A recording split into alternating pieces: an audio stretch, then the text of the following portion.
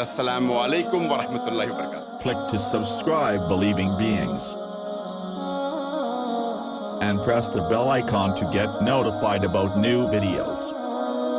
The important issue that I wanted to speak before starting throwing the floor open for the question and session was about the recent calamity that took place, that is the earthquake a couple of weeks back in Turkey and Syria, and other countries were also affected. And I had sent many posts, and I request all the viewers that they should do, the least we can do is do du'as for the people who have been affected. And we pray to Allah subhanahu wa ta'ala that now the figure is more than 40,000. More than 35,000 alone in Turkey have died. More than 5,000 people alone in Syria have died. And many other people in other countries. And there are millions of people who have been affected, who have become homeless. Hundreds of thousands have become injured. Millions have become affected. We pray to Allah subhanahu wa ta'ala that all those people who have died, may Allah forgive their sin, and all the Muslims who have died, may Allah forgive their sin and may grant them Jannah. And all those people who have survived and have been affected, may Allah subhanahu wa ta'ala give them relief, give them sakina, and let them come closer to Allah subhanahu wa ta'ala. And as we know, that earthquake, the various reasons that Allah subhanahu wa ta'ala has sent earthquake, and there is a chapter called as Zalzal. Zalzal means an earth shaking, also refers to an earthquake. And there are various reasons that earthquake comes. Time will not permit us to go into details, but people normally think that earthquake is always as a punishment. Yes, there are many examples given in the Quran about the prophets, when the people didn't obey them and Allah sent as a punishment in the Prophet Hud, as well as Prophet Shoaib, and many prophets, where the people didn't agree with the message and Allah destroyed them with an earthquake. Yes, one of the reasons is that earthquake can be a punishment, but to say that earthquake always is a punishment is wrong. And I always said that earlier, that whenever there is a calamity, it can either be a punishment or it can be a test.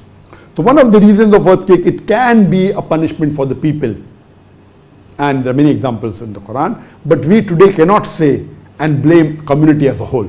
We cannot. We cannot say that this community did a sin, therefore Allah sent earthquake. No, it's wrong. We don't know. Allah is the best to judge. If Allah says in the Quran, we can repeat it. But today to say that this earthquake came because the people in that area were sinful is wrong. On an individual level, if a Muslim is affected by an earthquake, he can contemplate, number two, and come closer to God.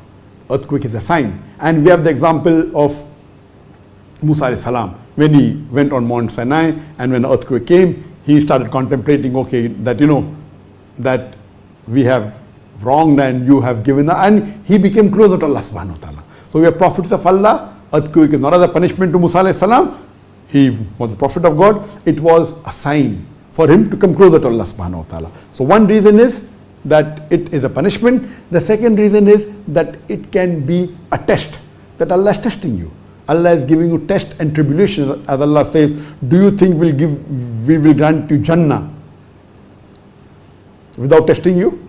Allah says in Surah Baqarah chapter number 2, verse number 155, that surely will test you with something of hunger and of fear, loss of goods, loss of life, and give glad tidings to those who patiently persevere. So it can either be a test for you. Third, it can be a sign for you to come closer to Allah subhanahu wa ta'ala. Number four, one calamity can be washing away your sins. As the Prophet said, a believer doesn't have any difficulty or calamity unless it washes away some of his sins. So number four, it can wash away some of your sins. Number five, a calamity can prevent a bigger calamity. So maybe a bigger calamity was going to come and Allah sends a smaller calamity. We may think this is big. It may be small. And we have the example in Surah Kahf, where a child is born to a parent and the child dies. And what can be a great calamity than a child dying for the parents? But then we know the hikmah of Allah subhanahu wa ta'ala, that Allah knew that child would be a child which will go away from the deen and would disobey Allah subhanahu wa ta'ala, would disobey the parents. To have a son which is disobedient and doing all the haram activities worse than a son dying. And Allah says He will replace with a better son, because they were a pious couple. So a calamity comes to prevent a bigger calamity. So there are various reasons that Allah sends earthquake. Here we pray to Allah subhanahu wa ta'ala, and again there are various hadith in which the Prophet said that the frequency of earthquake will increase, and the earthquake is the sign of alamatus sah. It's a sign of the hour, that before the main day of judgment comes, it's sign. And we find in the last few years, every few years we are having an earthquake. So these are signs, and the frequency is increasing. It's a sign that the world is going to end. And finally, Allah says in the Quran that the world will completely shake and the full world will end in an earthquake. So all these earthquakes that we see and we think it's worse, but the final earthquake during the day of judgment, the ending, the full world will shake and there will be a massive earthquake which no humankind has seen before. So this earthquake is a sign for us people. It's a test for us. For the people who have been affected by earthquake is a test. It's a test for us that what are we doing for our Muslim brothers? What are we doing for our fellow human being? Some people are injured. Are we helping them with aid? Some people have become homeless. Are we helping them? Some people are hungry. Are we giving them food? Some people don't have clothes. Are we sending them clothes? So this is the test for the people who are affected as well as people who are not affected. Are we helping our Muslim brothers and sisters? Are we helping our fellow human beings or not? So this earthquake is an ibrah. This earthquake is a lesson. And we pray to Allah subhanahu wa ta'ala that may He not lay on us a burden greater than we can bear. And we pray to Allah subhanahu wa ta'ala that may He forgive the sins of those people who have died in the earthquake, and may forgive the sins of the Muslims who have died in the earthquake, and may He grant them Jannah, and may He give solace to the sufferings of those who have been affected, those who have lost their parents, those who have become orphans, those who have become homeless, those who have become hungry.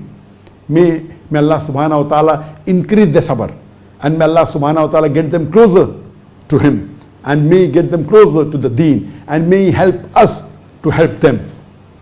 And every Muslim should do whatever capacity he can.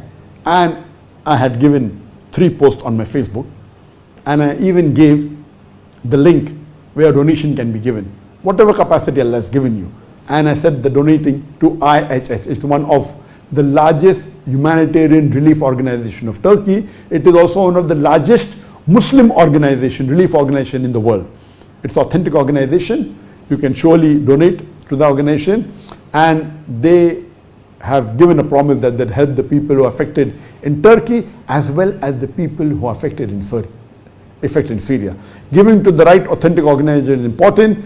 Otherwise, many a times your fund doesn't reach to the people who your fund is supposed to reach.